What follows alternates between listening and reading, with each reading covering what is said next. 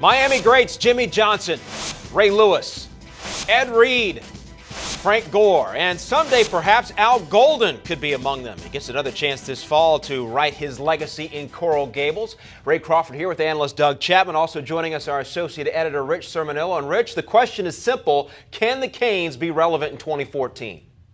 Ray, right now the Canes are grandpa driving down the highway. You know he's headed in the right direction, but he's going to get to his destination very, very slowly. And that's been the process that Al Golden's been going through.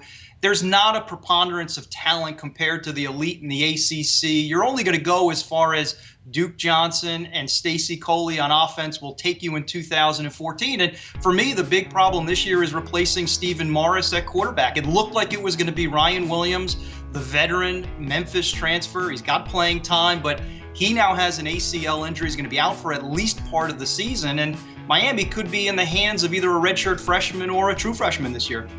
Yeah, when you got a young quarterback, you got to lean on your running back, and Duke Johnson hasn't even practiced all spring. He's been nicked up, so that's going to take a while for that offense to get going. But I look at the other side of the ball.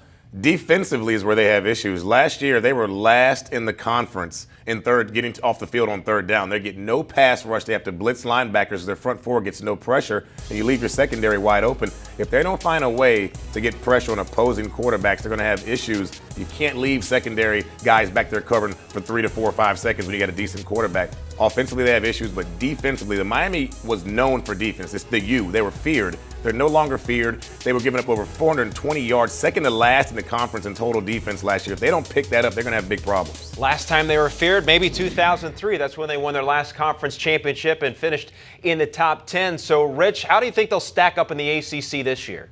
I think it's going to be similar to last year. Maybe they don't win 9 games, Ray, but this is a team that should be able to still compete in the Coastal. It's not the great half of the ACC. You know, Duke is the reigning champ. Virginia Tech will be Virginia Tech.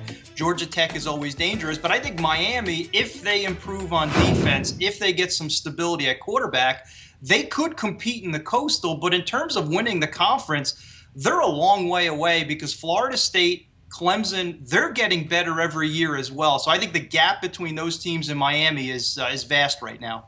Yeah, FSU is definitely the king of the ACC. Clemson's getting better. You add Louisville to the mix. That's going to be the measuring stick to me. That opening game, when they go to Louisville and play them, that's what I think we're going to be able to see. Is Miami ready to turn the corner? People last year were trying to say, is the U back? And we were like, wait a minute, let's let the season go on. They showed us they weren't ready. You're right, grandpa driving down the highway. They're going to get there, but that Louisville game to me will probably be the measuring stick as to where they're going and how fast they'll get there.